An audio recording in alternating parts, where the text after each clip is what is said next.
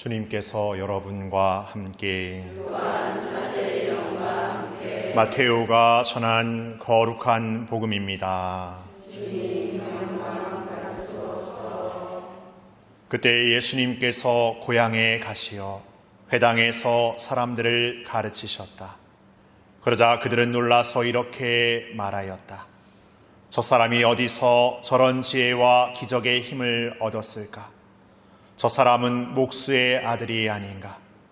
그의 어머니는 마리아라고 하지 않나? 그리고 그의 형제들은 야고보, 요셉, 시몬, 유다가 아닌가? 그의 누이들도 모두 우리와 함께 살고 있지 않는가? 그런데 저 사람이 어디서 저 모든 것을 얻었지? 그러면서 그들은 그분을 못마땅하게 여겼다. 그러자 예수님께서 그들에게 이르셨다. 예언자는 어디에서나 존경받지만 고향과 집안에서만은 존경받지 못한다. 그리고 그들이 믿지 않으므로 그곳에서는 기적을 많이 일으키지 않으셨다.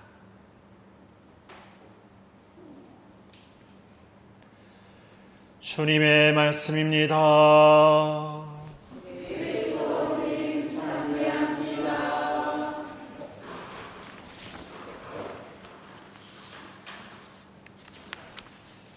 참여 예수님, 우리가 신앙의 삶을 이렇게 살고 있습니다. 그리고 신앙의 삶을 나름대로 이렇게 이뤄가고 있습니다. 그런데 문득 이런 생각 해볼 수 있을 것 같습니다. 신앙의 삶이 어떤 기회를 통해서 살아게 됐지만 이 신앙의 삶이 꼭 있어야 되는 것일까? 아니면 꼭 신앙의 삶을 살아야 되는 것일까?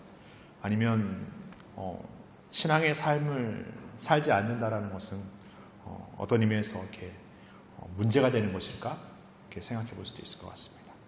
그리고 신앙의 삶을 살면서 나름대로 노력하지만 어느 정도에서 이렇게 접점을 어느 정도에서 이렇게 타협할 수 있는 지점을 찾고 끊임없이 요구되는 아니면 끊임없이 우리에게 이렇게 초대되는 어떤 하나님의 뜻, 하나님의 말씀 안에서 계속해서 내가 거기에 어떤 정주되거나 안주되지 않고 계속해서 어떤 뭔가 변화하고 회개하고 새로워질 것을 요구하는데 어디까지 그래야 될 것인가?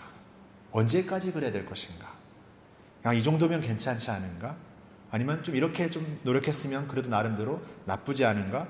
라는 어느 정도의 또 이렇게 노력에 의해서 계속되는 요구가 좀 지쳐지고 아니면 계속되는 요구가 뭔가 부담스럽게 생각될 수도 있을 것 같습니다. 뭔가 열심히 해왔는데 뭔가 최선을 다해왔는데도 끊임없이 더 이렇게 저렇게 이렇게 말하고 있는 신앙은 아닌가? 이런 생각도 문득 들곤 합니다.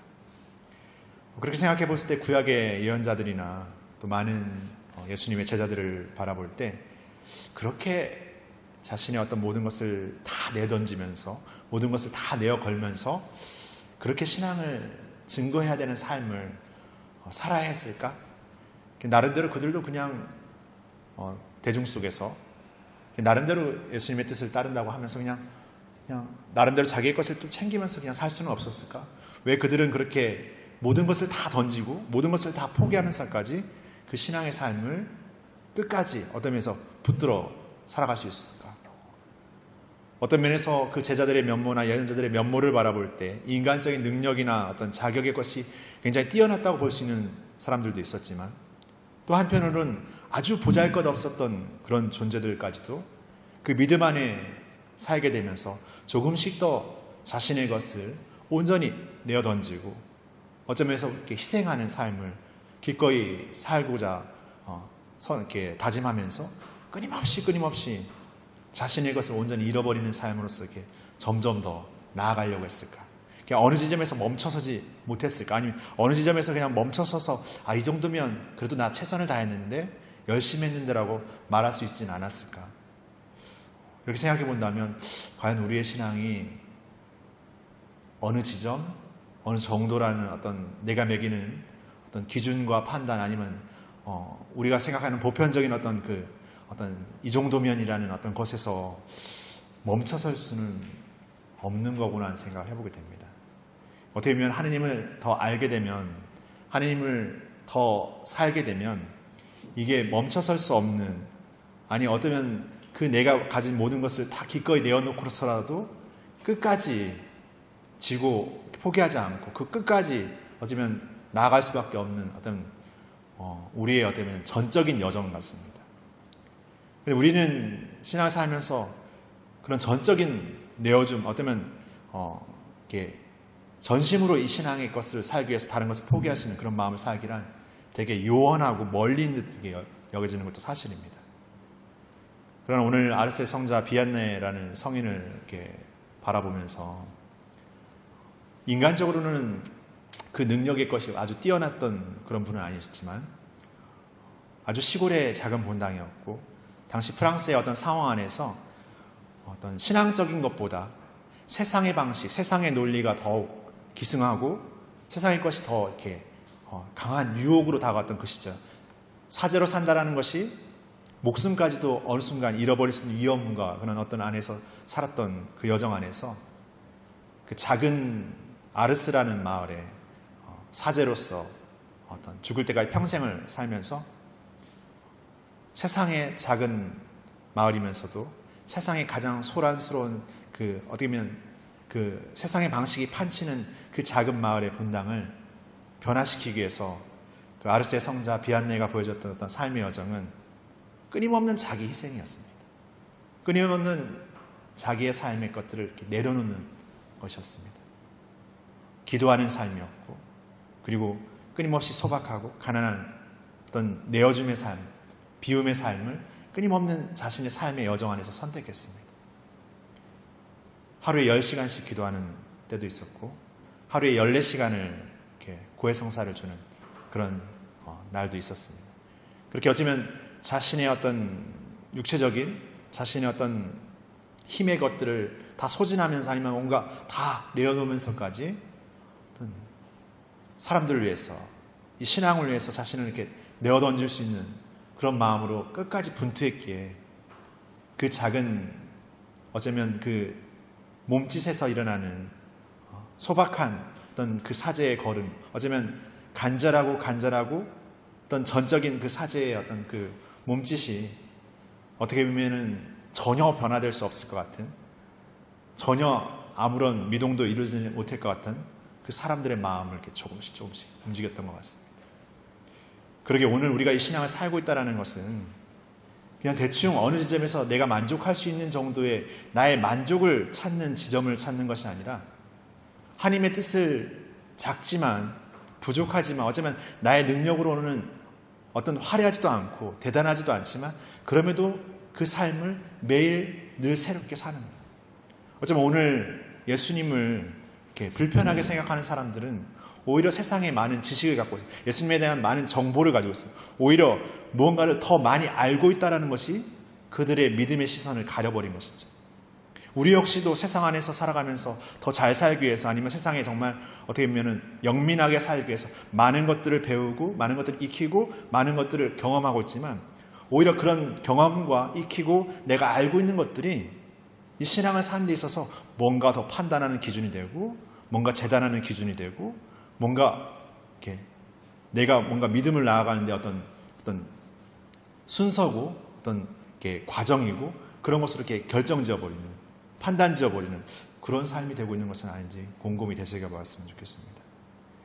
그러니까 우리가 이렇게 하나님의 열정으로 하나님의 마음으로 이렇게 돌아가서 살아간다는 것은 그런 지금 내가 생각하고 판단하는 어떤 접점이 아니라 내가 가진 지식, 내가 가진 경험, 내가 가진 그 모든 것들이 끊임없이 하나님의 뜻 안에서 살기 위해서 때로는 비워내고 때로는 다시 돌아보고 때로는 끊임없이 성찰하면서 그 우리의 삶의 여정 안에 우리가 살아가야 될 삶의 것들을 끊임없이 살 때 우리도 그 예언자들처럼 그 예수님의 제자들처럼 우리의 능력이나 우리의 무엇을 넘어서서 우리도 그 전적임이라는 것, 끊임없는 내어줌이라는 삶을 우리의 삶으로 살아갈 수 있을 것입니다. 아르세 성자 비안네가 고해성사를 줄 때 사람들이 와서 고해성사를 하면 물론 자신의 죄와 자신의 어떤 성찰을 깊게 잘 고백했던 사람들도 있었지만 그냥 면피적인, 그냥 생각나는 대로 고해 성사를 하는 사람도 있었습니다. 그럴 때 아르스 성자는 그에게 사제개혁을 베풀기보다 기다렸습니다. 다시금 그 사람이 더 깊이 성찰하고 깊이 돌아볼 수 있도록.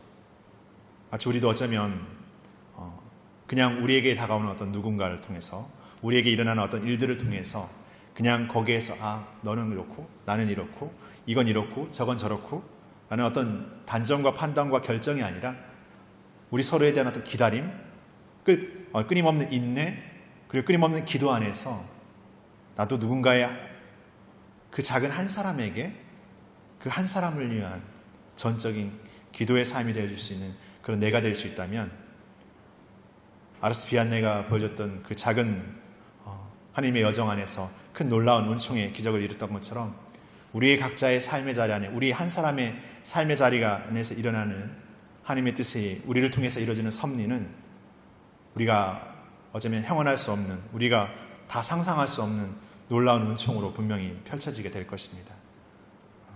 아르스가로 향하는 비안네가 본당 주임 사제로 발령돼서 이렇게 길을 떠나게 됩니다. 날씨도 안 좋았고 길도 멀었기 때문에 가는 길을 이렇게 헷갈리게 되는데, 그 길에서 양치기 소년을 만나게 돼요. 그 양치기 소년에게 아르스의 성당이 어디 있냐고 이렇게 묻게 되죠. 그러니까 그 양치기 소년이 아르스의 성당은 이쪽으로 해서 절로 가면 있습니다, 이렇게 말해요. 그때 비안네가 그 소년에게 이렇게 말해요.